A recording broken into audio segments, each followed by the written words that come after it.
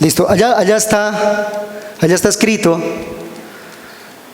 ¿Cuál es nuestro interés? Miren la palabra interés. ¿Qué? ¿Por qué? ¿Cuál es nuestro interés? ¿Cuál es nuestra motivación? Y dos preguntas que uno da por obvias las respuestas, pero que no son tan obvias. ¿Cuál Dios viniste a buscar? ¿Cuál Jesús? Porque siempre que hablamos de la palabra Jesús, no todos están pensando en el mismo Jesús. Cuando los judíos usaban la palabra Mesías, no todos pensaban en la misma persona. No todos esperaban al mismo Mesías. Unos esperaban uno, otros esperaban otro. No siempre que decimos algo, todos piensan en lo mismo. Si yo digo la palabra bicicleta, inmediatamente ustedes relacionan su mente con la bicicleta con la que han tenido mayor contacto. Algunos la turismera, otros la monareta, otros la de mountain bike, otras las de carreras, otro el bicicross, otro. ¿Ven? Cuando hablamos de bicicleta no estamos hablando todos de la misma bicicleta. La bicicleta en la que pensamos tiene que ver con aquella con la que hemos entrado en bicicleta de mountain bike a una bicicleta de carreras o de pista. Son distintos los nombres de los componentes. Estos vasos que tengo sobre la mesa, ¿los alcanzan a ver? Venga, ayúdeme a alguien. Padre Miguel, ayúdeme por favor. Esperemos no regarlos.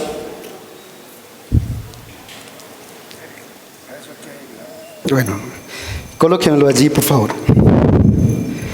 Tenemos 6 vasos, 3 con agua y 3 sin agua.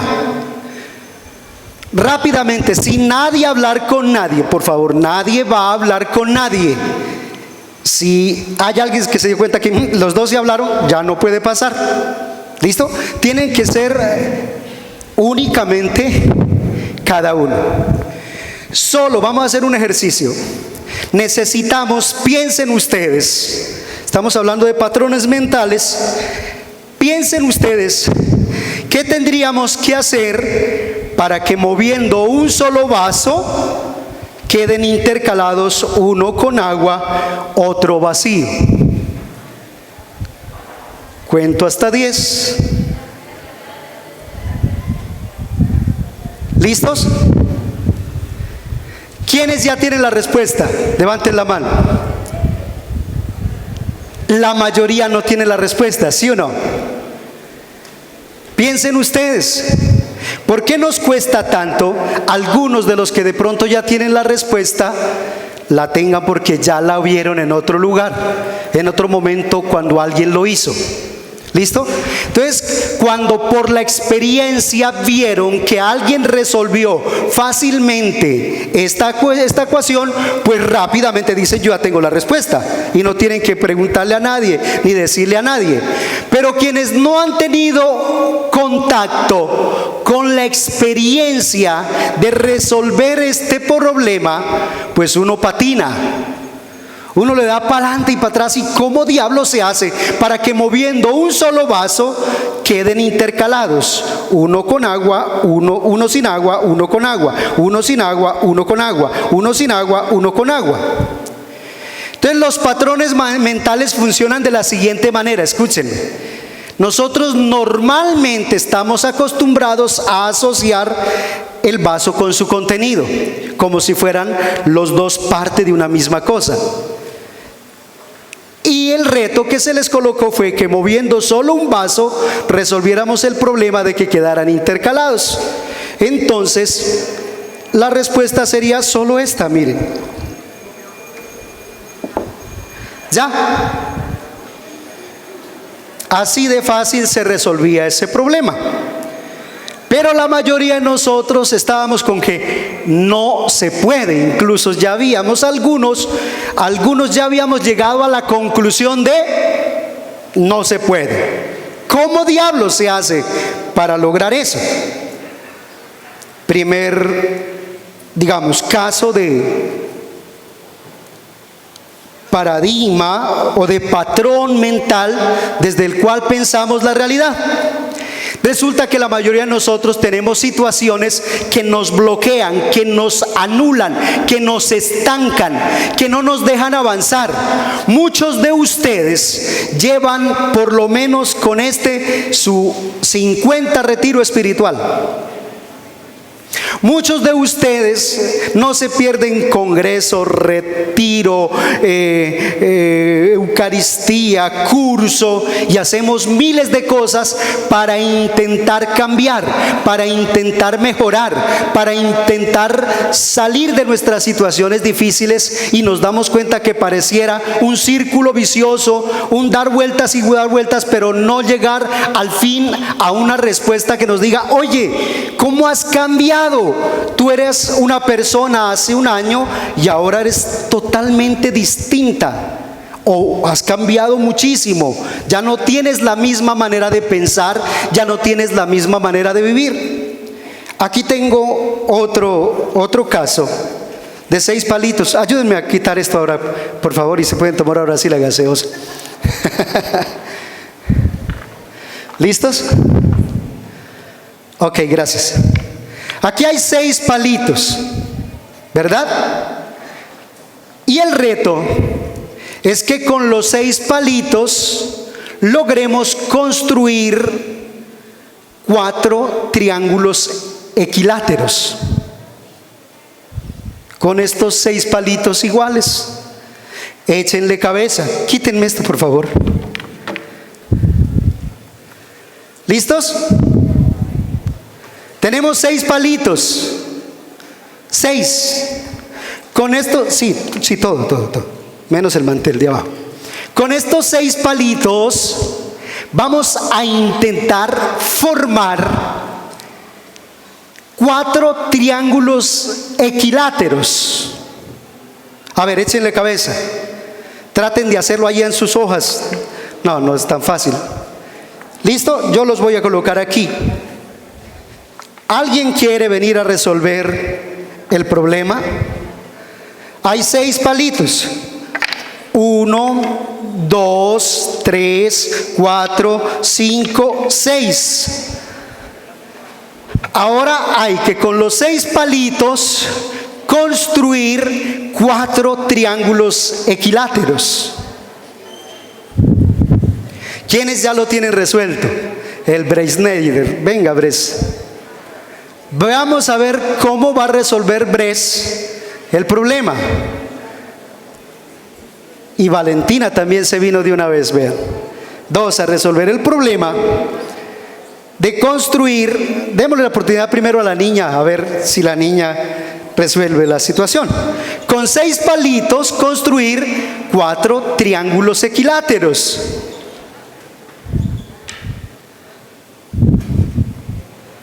Veamos a ver si la niña lo resuelve. 4 triángulos equiláteros. Échenle cabeza, queridos hermanos. ¿Cómo se resolvería eso? A veces nosotros decimos: Padre, mire, me he venido a confesar ya por 30 años de lo mismo. Padre, mire, he hecho ayunos, he hecho retiros, he hecho sacrificios, he dado mercados a los pobres, he ido a 500 retiros. Padre, me confieso cada mes y no cambio, Padre, eso se volvió imposible. Yo no soy capaz, definitivamente no puedo más con ese mancito. No puedo más con esa vieja, Padre, ya no me la aguanto. O esa persona que desde que era pequeñita, ¿resuelto? Yo no veo 4 triángulos equiláteros. ¿Esos son triángulos? Mire, de aquí falta una cosa. Yo veo ahí como una flecha. No veo un triángulo. Ustedes ven aquí un triángulo. Yo veo un cuadrado y una X por dentro. Yo no veo 4 triángulos. Dice, pero es que no alcanza, no se puede. Miren, las varitas de por dentro están muy corticas y no se alcanza a formar los 4 triángulos. ¿Alguien quiere venir a resolver la situación? Venga para acá. Vamos a darle la oportunidad a otra persona. Bres tiene la oportunidad. ¿Pensaba de la misma manera? Listo, ok. Gracias, Bresney. Gracias, Valentina. Veamos a ver. ¿Cómo lo va a resolver el Señor? Esto se parece a la vida de cada uno de nosotros. ¿Listo? Va un triángulo.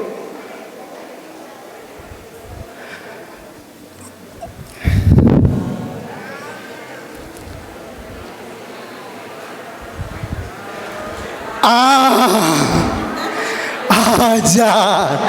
O sea que sí se podía. Era simplemente pensarlo de manera distinta. ¿Sí ven? Ahí están conformados los 4 triángulos equiláteros equivalentes. Ya, ¿la vieron, cierto? Bueno, ¿estamos hasta aquí? ¿Están de acuerdo que hay cosas que pensamos que no se pueden, pero sí se pueden? Que el problema no es de la realidad, sino de lo que pensamos que es la realidad, cuando lo que pensamos no es realmente lo que es. Por ejemplo, uno puede fácilmente romper paradigmas, fuertes paradigmas. Yo quiero que venga aquí un hombre y una mujer que tengan niños menores de 5 años y mayores de 3 años. Menores de 10 y mayores de 5, ahí está. Un hombre y una mujer, rápidamente, y posible no haya aquí una mujer que tenga una niña o un niño mayor de 5 años y menor de 10. Bueno, ya viene allá la señora. Ahora un hombre, listo, gracias por venir. Muy bien, venga por favor. Voy a hacerles a ellos unas preguntas. Listo. Por favor, escuchen. Yo voy a hacerles unas preguntas y esto tiene que ver con paradigmas. Van a imaginarse que ustedes están en un edificio de 20 pisos de alto. Usted en un edificio y usted en el otro. Pero los edificios están pasando la calle frente a frente. Y de una ventana del edificio hasta la otra ventana del edificio del mismo piso hay un retablo delgadito que tiene la posibilidad de fluctuar, que no es firme y que es fluctuante. Y estamos a una altura de 20 pisos.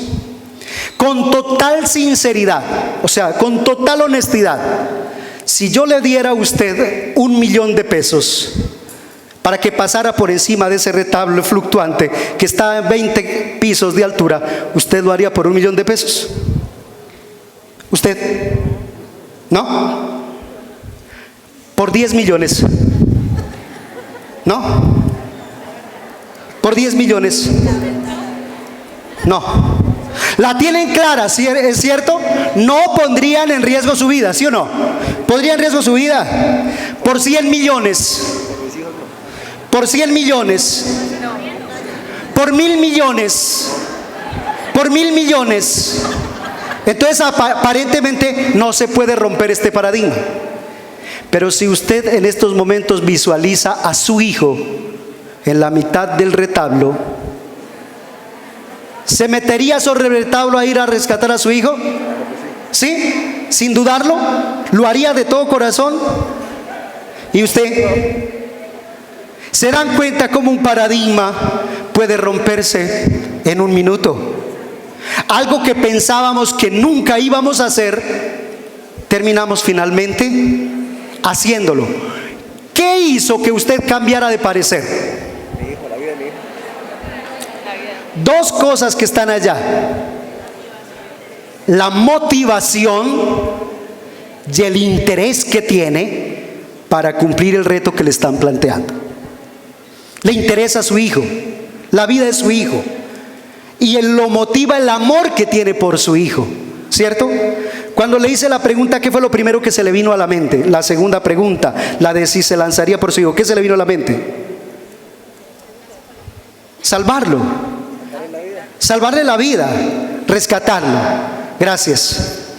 Ahora voy a hacer una con el Padre Miguel. Venga, Padre Miguel. El Padre Jason, ¿dónde está? Padre Jason. Padre Jason. Venga para acá.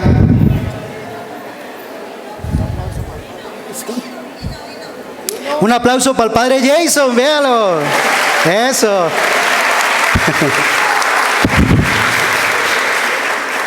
Listo, les voy a hacer unas preguntas a mis compañeros sacerdotes. Echen para allá un poquito. Unas preguntas a mis compañeros sacerdotes. Voy a... Pero fue que estos manes no se ponen serios. Pero ya. Bueno. Vamos a hacer de cuenta que yo soy un feligrés suyo y que me voy a confesar en sus confesionarios. ¿Listo? Llego yo y le digo: Padre, me vengo a confesar porque definitivamente yo no puedo con esto, Padre. Tengo mucho amor por la plata. Me encanta la plata, Padre. Mejor dicho, casi todo lo que hago lo hago por plata. ¿Usted qué me diría? Todo por la plata.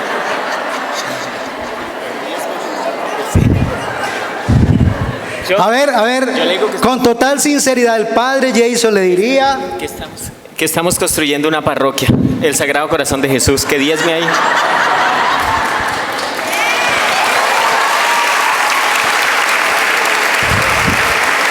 ¿Qué le diría al Padre Miguel?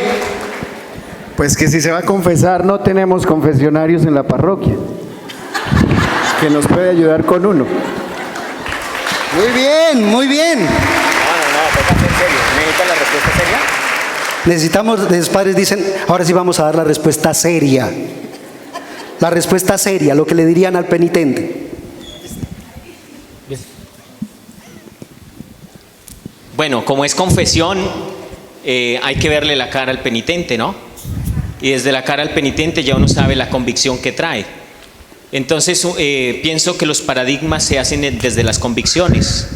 Entonces, cuando yo tengo la convicción de cambiar la vida, o la convicción de renovar, o la convicción de tener una nueva ruta a mi existencia, de eso puede cambiar. Que yo hasta aquí, sí, todo me gusta la plata y todo lo demás, pero puedo darle otra dirección a mi vida que no sea la plata. Un aplauso para el Padre Jason. ¿Quedaron tramados, sí o no? Gracias, Padre Jason. Ya me puedo ir. Ya. Listo. Sí. Cuando una persona viene a buscar una reconciliación con Dios, se supone que tiene la convicción del arrepentimiento y que hay dolor de pecado. El dinero es un mal necesario, que todo el mundo lo necesita. Nadie puede tal vez vivir sin el dinero, pero el dinero no nos lleva plenamente al encuentro con Dios. Es un medio para vivir en la tierra, pero no es un medio para llegar al cielo. Jesús lo decía: no se preocupen por los tesoros terrenales, preocúpense por los tesoros celestiales, que son los más importantes, y podría llegar a la salvación. Muy bien.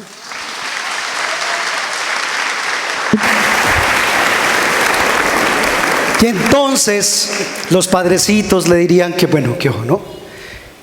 Resulta que llega un señor, un padre, a decirle al obispo: señor obispo, hay una feligrés de la parroquia que es activista animalista y me está pidiendo que le bautice la perrita, porque es que ama tanto su perrita que ella quiere que la perrita se salve y entre también al cielo y que la perrita se vuelva hija de Dios.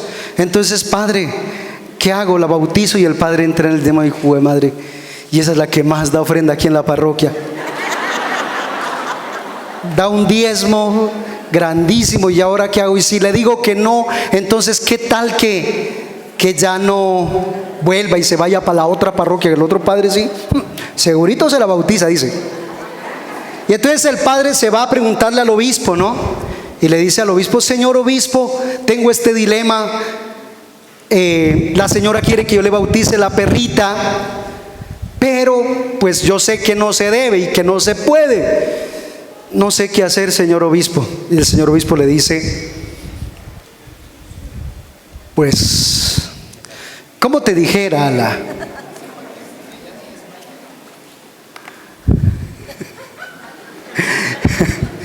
Entonces el padre llega y le dice, padre, lo que pasa es que, monseñor, lo que pasa es que la señora es la que da más diezmo que todos en la parroquia. Y me dijo que si le bautizaba la perrita, me daba un diezmo bien grande y también le daba otro diezmo a usted, señor obispo. Entonces, ¿qué hacemos, señor obispo? ¿Le bautizamos la perrita, sí o no? Y el señor obispo le dirá, venga, ¿y no tiene por ahí uno para la confirmación?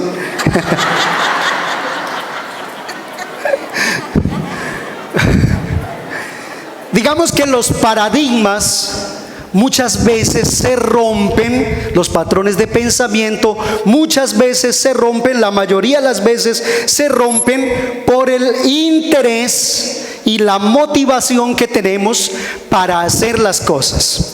El Señor Jesús había sido enviado por el Padre para salvar a la humanidad, para rescatar a la humanidad de la oscuridad y de la tiniebla del pecado, de la muerte, de la esclavitud, de la no vida, para rescatar al hombre del sufrimiento, para llenar de contenido y de sentido el sufrimiento humano. Y entonces nuestro Señor Jesucristo, en su condición humana, como ser humano que también fue, en su naturaleza humana, pues experimentó lo que también todos nosotros experimentamos: miedo, rabia, tristeza, dolor. Todas las emociones que ustedes y yo podemos experimentar, Él en su condición humana las experimentó. Y los evangelios nos dejaron como testimonio de que eso le sucedió a Él en la narración acerca de las tentaciones de Jesús. Por favor, busquen sus Biblias en Lucas 4, versículo 1. Por favor, vamos a entrar en materia de toda la cuaresma, del desierto cuaresmal. Nuestra iglesia nos presenta el evangelio de las tentaciones como el primer evangelio del primer domingo de la cuaresma por una razón. La iglesia quiere que ustedes y yo entendamos que lo mismo que experimentó Jesús, esas tentaciones experimentó Jesús, son las tentaciones que experimenta la humanidad. Lucas 4:1. ¿Qué dice la palabra de Dios? Jesús, lleno de Espíritu Santo, se volvió del Jordán y fue conducido por el Espíritu al desierto. Allí estuvo durante 40 días y fue tentado por el diablo. Como no comió nada en aquellos días, al cabo de ellos sintió hambre. Entonces el diablo le dijo: si eres hijo de Dios, di a esta piedra que se convierta en pan. Jesús le respondió: está escrito, no solo de pan vive el hombre. El diablo lo llevó luego a una altura, le mostró en un instante todos los reinos de la tierra y le dijo: te daré todo el poder y la gloria de estos reinos, porque me la han entregado a mí, y yo se la doy a quien quiero. Así que si me adoras, toda será tuya. Jesús le respondió: está escrito, adorarás al Señor tu Dios y solo a Él darás culto. Lo llevó después a Jerusalén, lo puso sobre el alero del templo y le dijo: si eres hijo de Dios, tírate de aquí abajo, porque está escrito: a tus ángeles te encomendará para que te guarden. En tus manos te llevarán para que no tropiece tu pie en piedra alguna. Jesús le respondió: está dicho, no tentarás al Señor tu Dios.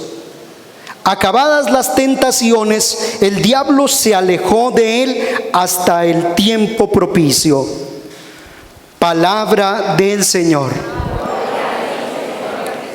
Bien, mis queridos hermanos, los expertos en la Sagrada Escritura han encontrado en este texto bíblico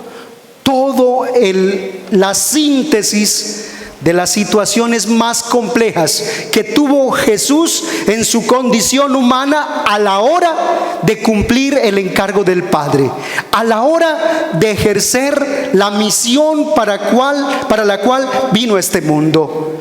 Él es el Mesías. Él es el que todos esperaban. Él es del que hablaron la ley y los profetas. Él vino a cumplir una misión: salvarnos y rescatarnos, libertarnos, darnos vida eterna, darnos vida en abundancia, hacer de nosotros verdaderos hijos de Dios que viven en paraíso, que experimentan el paraíso. Y entonces, ¿qué sucedió? Pues sucedió que Él experimentó lo mismo que la mayoría de nosotros experimentamos. Primera tentación: si es verdad que eres hijo de Dios. Lo primero sobre lo que nos hace dudar Satanás es sobre nuestra identidad, sobre lo que somos y lo que queremos llegar a ser y a hacer. Revisen la palabra que escribieron cuando les hice la pregunta: ¿a qué vinieron? ¿Qué estaban buscando? Les dije que escribieran allá, que lo escribieran. ¿Qué vinieron a buscar? ¿Qué están buscando? ¿Cuál es el interés? ¿Cuál es la motivación de haber venido hoy aquí? Cuando ustedes dijeron: ¿qué hago hoy? Me están invitando a paseo por el Para Retiro. ¿Qué les hizo tomar la decisión de venir hoy aquí? ¿Qué es lo que estamos buscando con ir a la iglesia cada domingo, con ir a los retiros, con ponernos una camiseta de un movimiento, de una comunidad, de una parroquia, de un ministerio? ¿Por qué y para qué estamos haciendo eso? Pues el Señor llamó a 12 de sus discípulos y los 12 se fueron con Él. Dejaron barca, redes, familia, hijos, esposa, tierras, ganados. Lo dejaron todo y se fueron con Él. ¿Cuál era la motivación que tenían ellos? ¿Cuál era el interés que tenían ellos? Porque ante el primer anuncio de la pasión de su muerte, Pedro lo reprochó diciéndolo: no te puede pasar eso. Y Jesús terminó diciéndolo: apártate de mí, Satanás, piensas como los hombres y no como Dios. Y entonces los patrones mentales que nosotros manejamos son lo que sucedió con el primer caso de intento de resolver la situación. Solo los pensamos a veces sobre un plano, sobre una lógica, sobre una manera de pensar y de ver la vida. Pero cuando nosotros nos ponemos a pensar la lógica de Dios, nos damos cuenta que hay otra perspectiva que nos sobrepasa como seres humanos y que es más fuerte y poderosa, que es la de Dios. Por eso, ¿con qué le respondió Jesús al diablo? La palabra de Dios dice: no solo de pan vive el hombre. Entonces la primera tentación del ser humano es esta: la de construirnos un trono, la de trabajar para poder construir un imperio, un palacio, donde nosotros acomodarnos y llenarnos de privilegios. Ahora, estas naciones, algunas de estas naciones, han construido sus imperios, sus fortalezas, a base de sangre, de muerte y destrucción. Esta es una estadística actual por el problema de la guerra en Ucrania. Y la estadística dice que si se llegaran a enfrentar estas dos potencias mundiales, esta potencia mundial contaría con este gasto militar anual, mientras que esta contaría con esta. Esta potencia militar tendría esta cantidad de soldados. Y miren las proyecciones. Entonces la primera tentación del ser humano es construir imperios, y para construir imperios a quien haya que robar toca robarlo.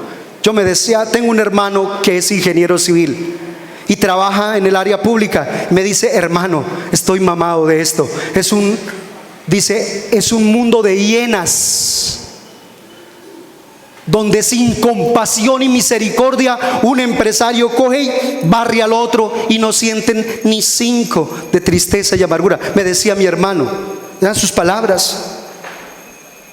¿Y por qué uno que es más fuerte devora al otro y lo deja vacío con un renglón jurídico, una sola palabra? No me fijé por esa palabra, me limpiaron. Y el otro lo planeó meticulosamente.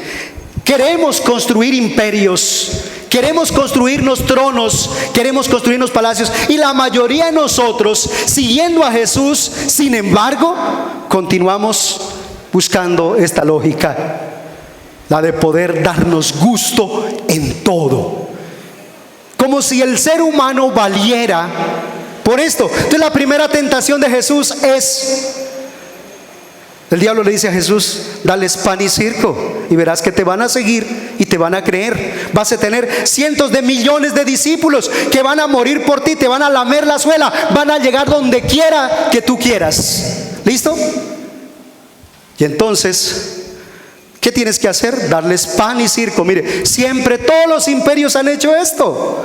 Unos poderosos que ponen al resto a pensar que son importantes porque ellos les ofrecen circo, les ofrecen sangre, les ofrecen espectáculo, les ofrecen entretenimiento, les ofrecen diversión, les ofrecen distracción. Necesitan distraerlos.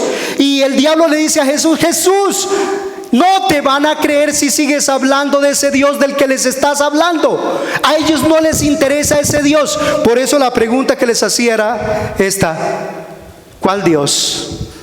El Dios que buscamos, el Dios que esperamos encontrar, el Dios del Antiguo Testamento, el Dios para el cual la bendición es tener hijos, plata, riquezas, ganados, tierras. ¿Cuál Jesús? Y entonces vamos a ver lo siguiente: Color Fest. Que se diviertan. ¿Cuánto hay, Señor, para de presupuesto de este año para la juventud? No, hay 500 millones. Fácil. Hagamos un Color Fest. Los chinos van y bailan. Les traemos un Daddy Yankee, les traemos esto, les traemos una Karol G y se van felices. Nos gastamos la plática, listo. Ya hicimos todo por la juventud. ¿Más o menos? Entonces, miren, es la lógica del mundo que quiere vivir libremente.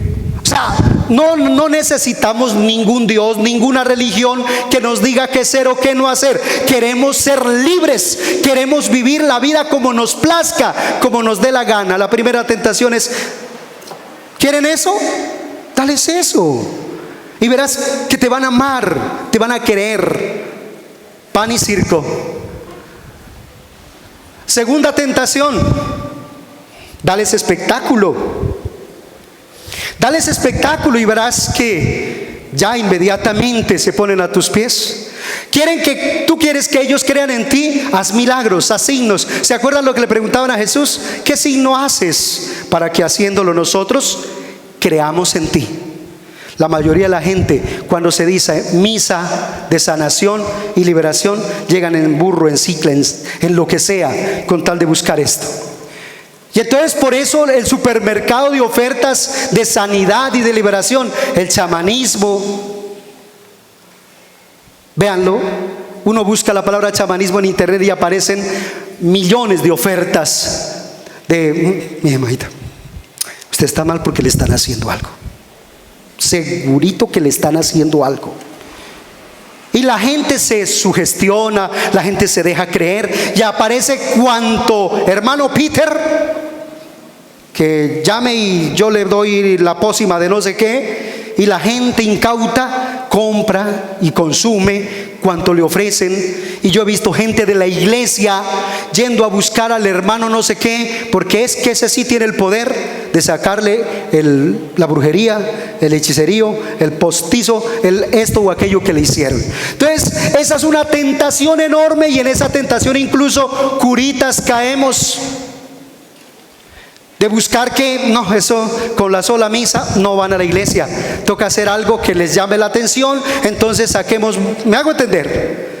Entonces mire, este aceite, esto, aquello, y la fácil, es el facilismo, es el querer salvación sin el Salvador, es querer salvación sin Jesús.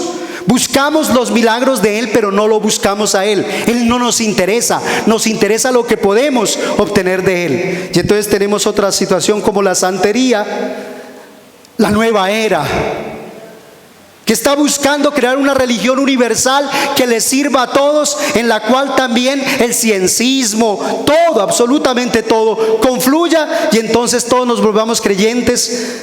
La ciencia, la tecnología, todo. Incluso la hermandad universal, en la que se borran las fronteras entre religiones, y cualquier religión es camino de salvación, y el cristianismo termina diluido porque es igual que cualquiera. Igual, si decides ser gnóstico, pues también te puedes salvar siendo gnóstico. Si decides ser satánico, pues desde que no le hagas mal a nadie también te puedes salvar. ¿Más o menos? Ok. Entonces la pregunta es, ¿qué buscamos y a cuál Jesús nosotros buscamos? Como les decía con la bicicleta, no siempre que hablamos de Jesús, hablamos del mismo Jesús. Miren, mis queridos, para muchos este es el Jesús en el que creen. El Jesús Rey y Señor. El Jesús, miren cómo lo pintan: burgués, acomodado, con un trono, a imagen y semejanza de la primera diapositiva que yo mostré, copiando los patrones de eso. Y entonces es la gente que tiene la añoranza de la iglesia antigua, burguesa, oligarca, del obispo que bésame la mano, el anillo. ¿Me hago entender? Y hay mucha gente que añora esa autoridad, esa elegancia, ese esplendor, de quienes buscan a un Jesús Rey, de un Jesús al que buscan para que les dé de comer, al cual solo le piden pan y circo, porque Él es el encargado de darle todo lo que tiene. Todo el tiempo cuando vienen a orar se arrodillan a pedirle cosas, a pedirle plata, a pedirle ganado, a pedirle negocios, a pedirle tierras, y entonces solo buscan esto. Otros buscan solo al Jesús de aquí. Son solo aquellos que quieren salvación, viniendo solo a la misa, a comulgar los domingos, y se quedan con el Jesús del rito, con el Jesús que está sobre el altar, y se conforman con eso y no les interesa nada más. Se habla de lección divina, se habla de curso bíblico, se habla de servicio, se habla de ministerio, y no les interesa. Solo les interesa un rito, un sacramento que muchas veces sí, muy elegante, muy bonito, pero no toca la vida. La vida no cambia. La persona sigue siendo igual, hace la paseada por el pasillo a comulgar. Soy bueno, soy mejor que ustedes porque yo sí estoy comulgando, yo sí me casé.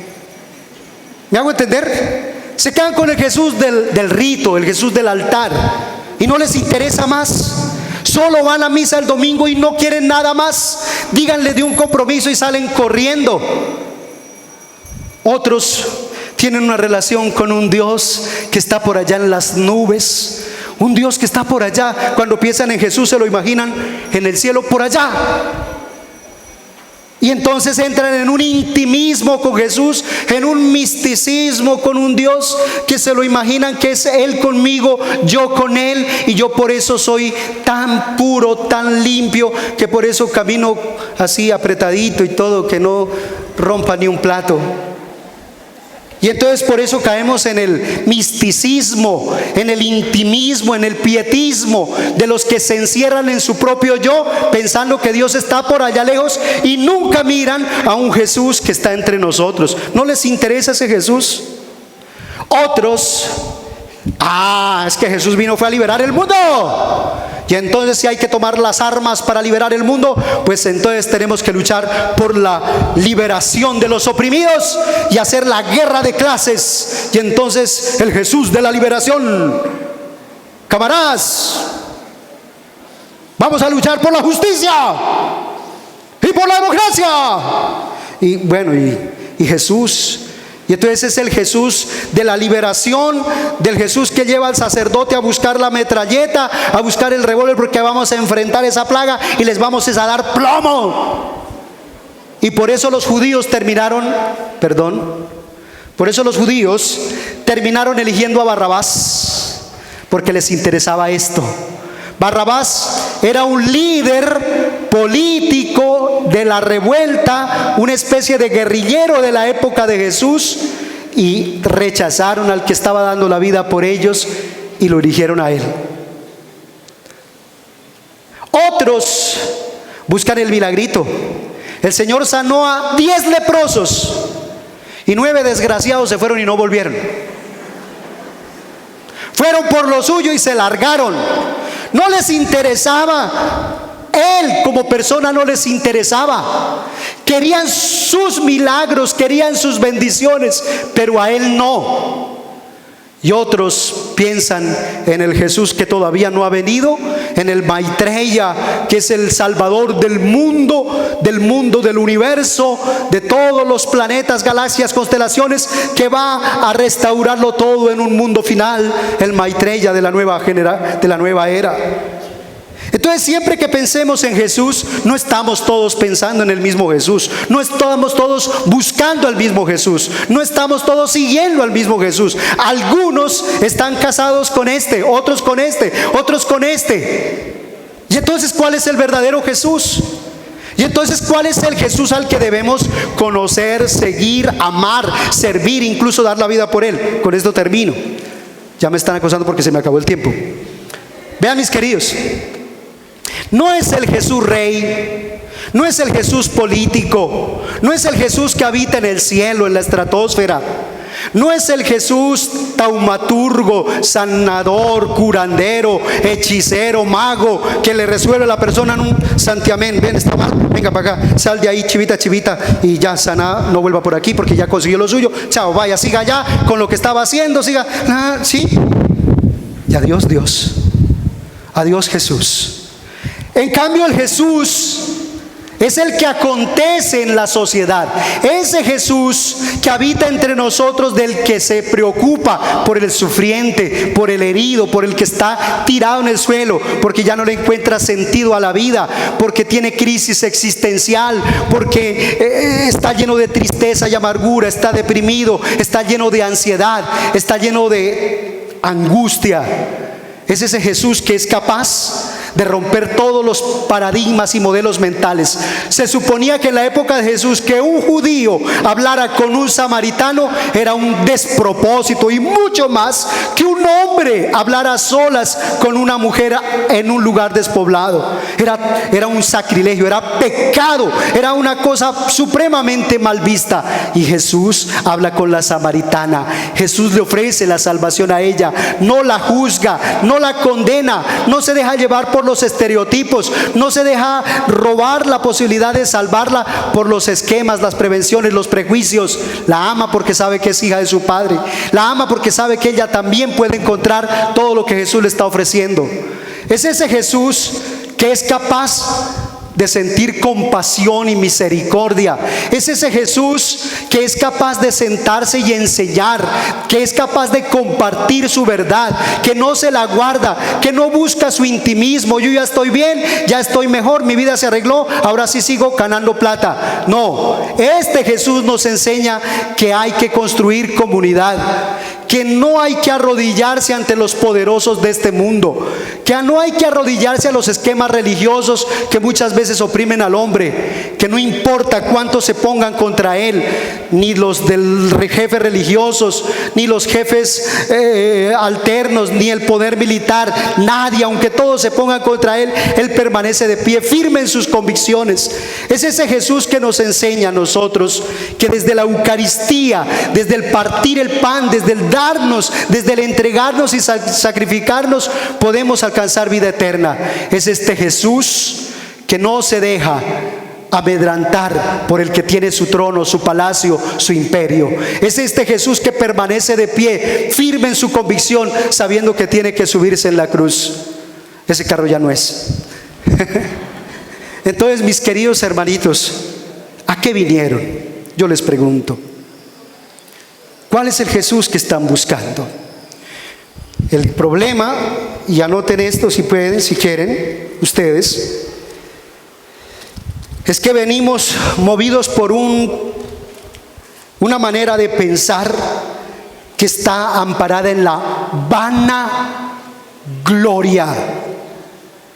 En la vana gloria. La gloria nuestra, no la de Dios. El éxito nuestro, no el de la humanidad. El éxito nuestro, no el de la iglesia. El éxito nuestro, no el de nuestra comunidad. El éxito mío y de mi familia. La vanagloria, la egolatría, la autorreferencialidad. Soy yo el referente de todo. Para mí eso no es pecado. Para mí eso no está mal. Para mí. Y Jesús nos propone algo muy distinto, que ojalá cuando tengamos tiempo podamos llegar a profundizar. Él nos ofrece una vida donde la gratuidad, la generosidad, la misericordia, el servicio, el despojo el desapego, el desprendimiento de lo material, la perseverancia, la constancia y la benevolencia se conviertan en nuestro paradigma existencial, en nuestra manera de resolver las situaciones, no como los hacen los hombres del mundo, sino como lo hacen los hijos de Dios. Todo problema tiene solución. Toda situación de sufrimiento Dios la puede transformar.